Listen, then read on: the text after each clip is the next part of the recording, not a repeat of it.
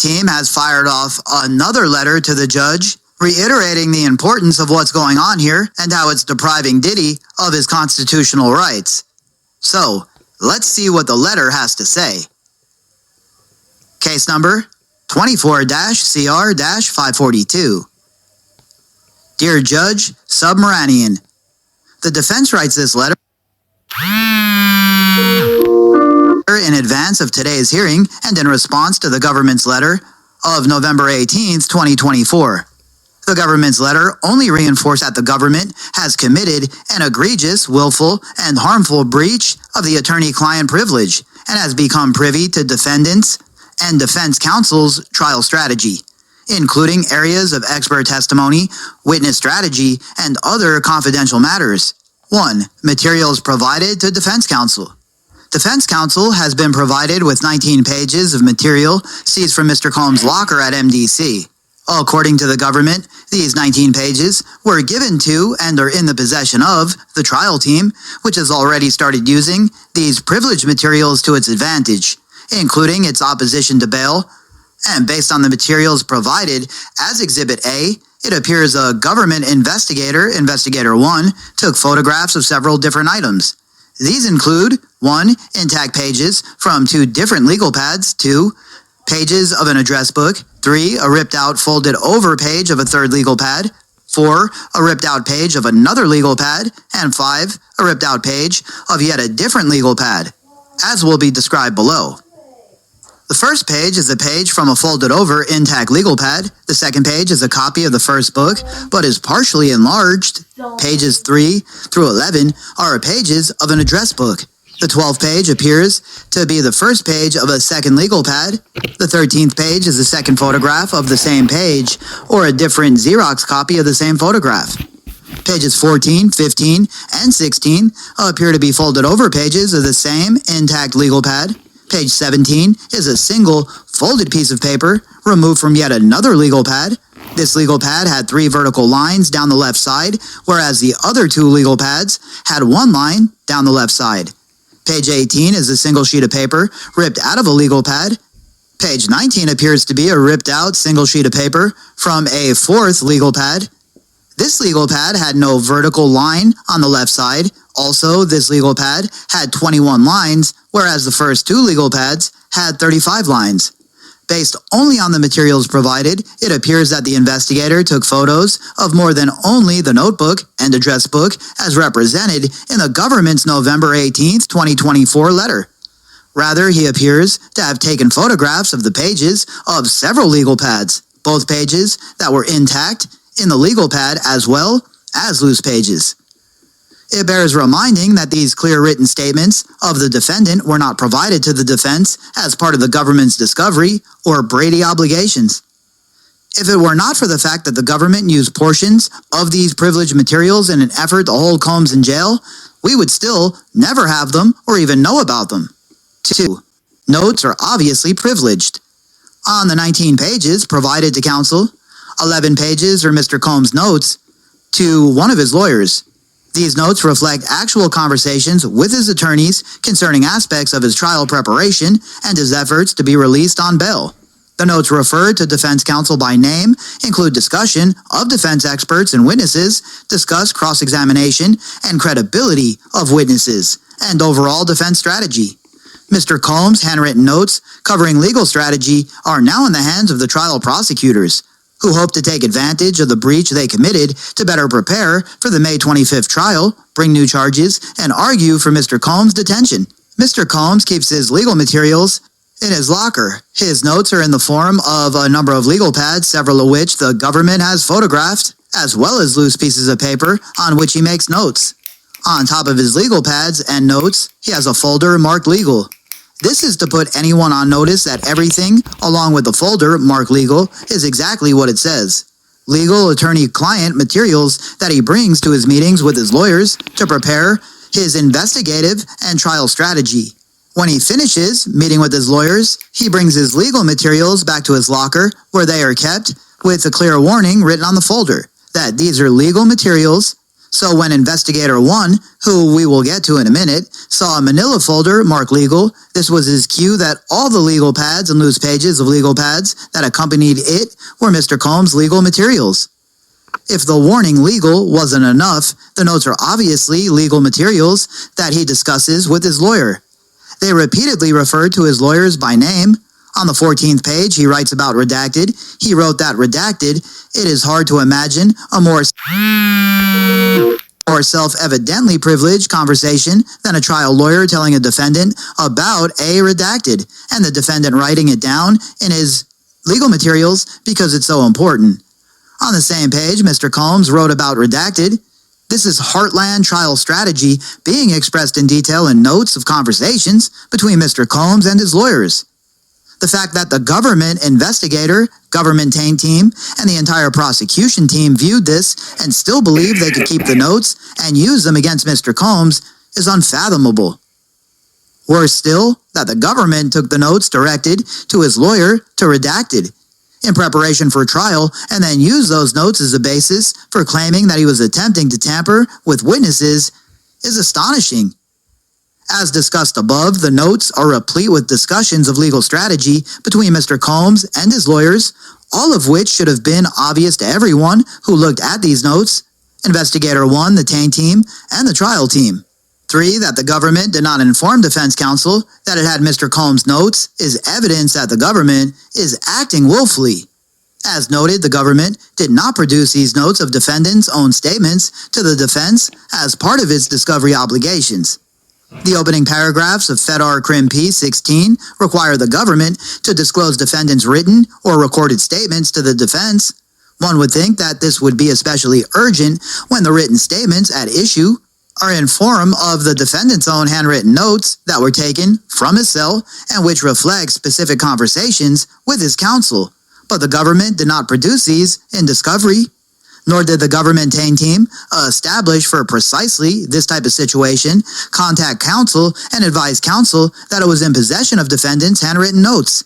As part of the hearing and to determine what sanction is appropriate for this egregious, self-evident privilege breach, defense counsel wants to know exactly how the decision was made and by who to not contact defense counsel when the United States Attorney's Office came into possession of these notes.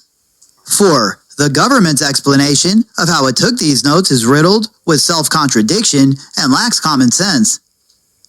The government referred to Investigator 1, whose role in these events is as mysterious as it is contradictory. The government states that Investigator 1 was assigned by the Bureau of Prisons to participate in the sweep and that he's not part of the government's investigation of the defendant. Yet the government also states that Investigator 1 has consistently monitored the defendant's communications. See the government letter, November 18th, page 2.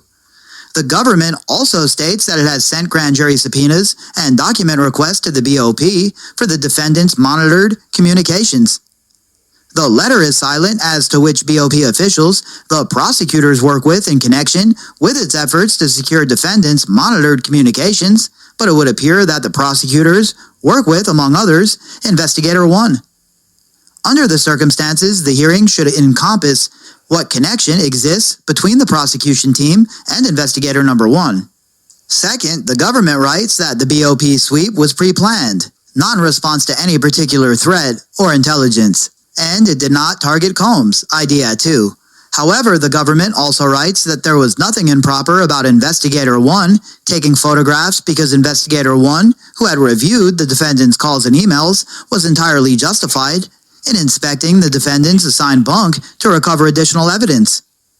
The government's position is immediately self-contradictory because the review of a particular inmate's calls and emails is intelligence, and because acting on that intelligence in order to conduct a particular search is targeting Combs. The government's own letter shows that Combs was treated differently from the other inmates and that the search of his locker and the removal of his notes was based specifically on the intelligence that Investigator 1 developed from listening to his calls and reading his emails.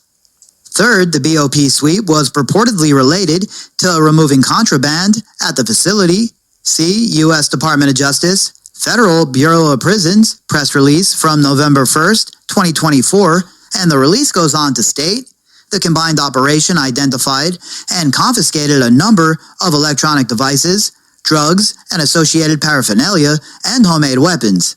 Yet Investigator 1 apparently used this sweep as pretext to conduct a targeted seizure of Mr. Combs' handwritten notes and conversations about his lawyers. Tellingly, Investigator 1 did not report that he had identified and confiscated Sean Combs' notes of conversations with his lawyer to supervisors of the multi-agency law enforcement operation. He went straight to the prosecution team. The prosecutors have taken the position that the identification and photographing of Sean Combs' handwritten notes were merely part of a multi-agency sweep to rid the MDC of drugs, electronics, and homemade weapons. There are ways of proving such a contention. We can call Investigator 1 to the stand at a factual hearing. A hearing should encompass what else Investigator 1 told prosecution team about the legal materials he rifled through. At a hearing, we could ask Investigator 1 why he called the trial prosecutors. What contact had they had beforehand? How did Investigator 1 know which notes to photograph? Did Investigator 1 photograph any notes aside from the 19 pages defense counsel was provided yesterday?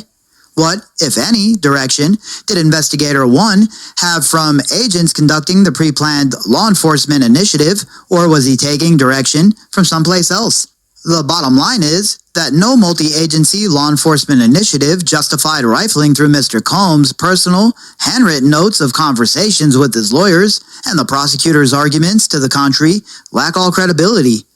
5. The evidence shows that there was a law enforcement plot to photograph Mr. Combs' notes, have the Taint team not advise counsel, and use these plainly privileged materials to keep Mr. Combs in jail and to gain an unfair trial advantage. Before Friday evening at 11:30 p.m., defense counsel knew none of this. It was not until the government attached 2 pages of defendant's handwritten notes to a letter to keep him in prison that defense counsel learned for the first time that over 2 weeks earlier, Mr. Combs' notes were photographed and provided to the U.S. Attorney. In the last 4 days, several things have become clear. First, Investigator 1, who had been monitoring Mr. Combs' calls and emails and was absolutely targeting him, seized upon any opportunity to search his cell. He knew that there was completely unrelated multi-agency law enforcement measures planned for October 28, 2024, one related to ridding the MDC of weapons, drugs, and cell phones, and having nothing to do with an inmate's notes of conversations with his lawyers. Because he had been monitoring Combs' conversations, he conducted a warrantless search of Mr. Combs' papers, not looking for weapons, drugs, or cell phones, but for what Mr. Combs and his lawyers were discussing and what Combs' trial strategy would be. In a high-profile case such as this, where the defense has been unusually outspoken about the lack of meaningful, inculpatory evidence, what could be more valuable than photographing defendant's trial strategy with his lawyers? So, he photographed pages where the defendant discussed what types of expert witnesses to call, where he identified witnesses, where he discussed his thoughts about the credibility of the most important witness in the case, and other things revealing the defense trial strategy. Once he photographed these pages, he returned the legal pads and other documents to their original location so the defendant would have no idea his handwritten notes had been taken in this manner.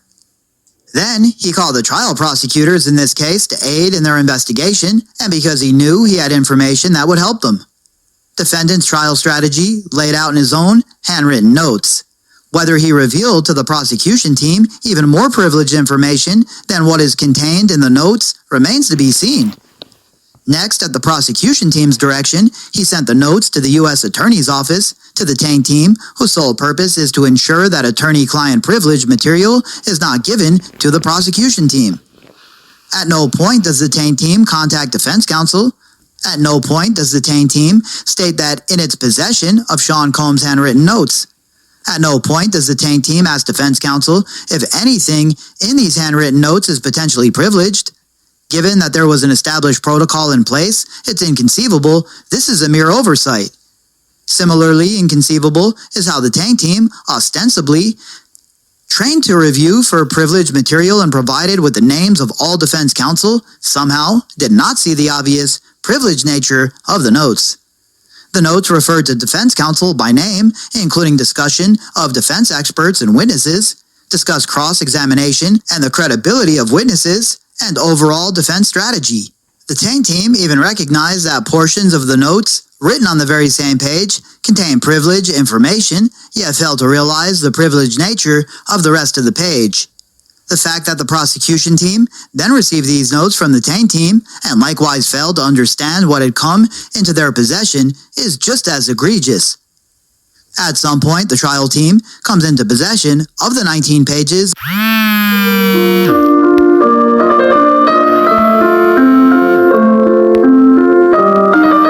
of materials. At no point does the trial team contact defense counsel to state that they are references to particular potential witnesses or to possible areas of expert testimony or even to the fact that Combs specifically writes that redacted. The trial team didn't tell defense counsel any of this for the same reason that the Tang team didn't tell defense counsel for the same reason that Investigator 1 targeted Combs and photographed these notes in the first place. Because there was a plot to get these attorney-client materials. And once they got them, the first thing they did was use them, specifically, use them by putting them in a bail letter to keep Combs in jail. 6. A fulsome hearing is required. The government's proffered explanation for how it got this information is internally inconsistent and not credible. As a result, a hearing is required. This was signed by Mark Agnifilo, and it was filed on November 19th, 2024. All of the information that goes with this episode can be found in the description.